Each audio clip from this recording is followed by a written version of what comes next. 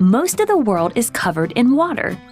Earth's water flows in rivers and streams and collects in lakes, oceans, and below Earth's surface.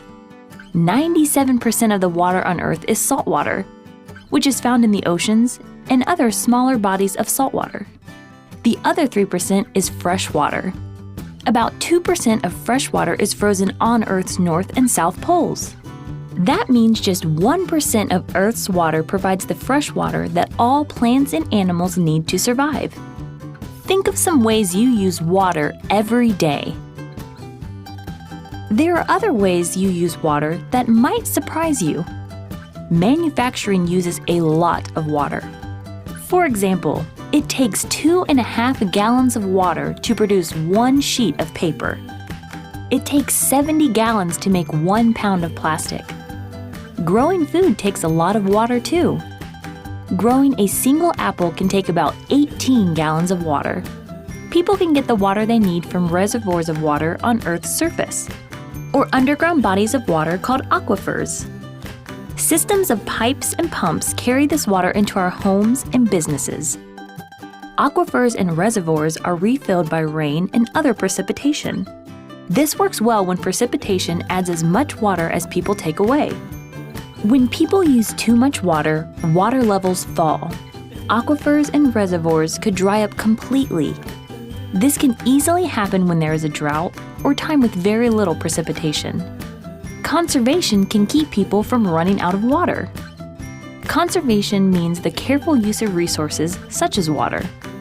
There are many simple ways to conserve water at home, such as turning off the tap while you're brushing your teeth, or collecting rainwater to water plants. Governments also help by passing regulations such as limits on watering lawns. Factories and farmers can also find ways to conserve. For example, factories can filter dirty water and reuse it. Farmers can find ways to conserve as they water crops. This system drips water right into the soil, so the water doesn't run off or evaporate. Pollution is another threat to our supply of fresh water. Chemicals that people use in our homes and factories go down the drain and into our water supply. Rain washes fertilizers from fields into rivers and lakes. Rain can also wash trash and pollution from city streets into water sources. Pollution makes water unhealthy for plants, animals, and people. Different kinds of pollution have different effects. Nutrients from plant fertilizer can cause an algal bloom in a lake. This increase in algae can kill fish and other species. Some kinds of air pollution can cause acid rain. Acid rain can make rivers and lakes acidic, which harms wildlife.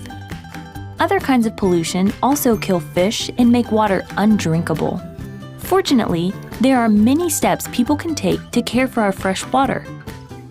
Some kinds of pollution can be cleaned up, and more kinds of pollution can be prevented. Farmers can take steps to prevent fertilizer runoff. People can avoid putting harmful chemicals down the drain. New technologies may be able to help. For many years, scientists have been developing better ways to remove salt from ocean water to make fresh water. This is called desalination.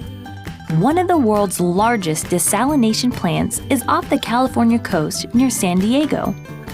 Fresh water from desalination can be an important source of water during a drought. Follow the news to learn about new technologies that are helping to protect our water supply, and see if you can find ways to help.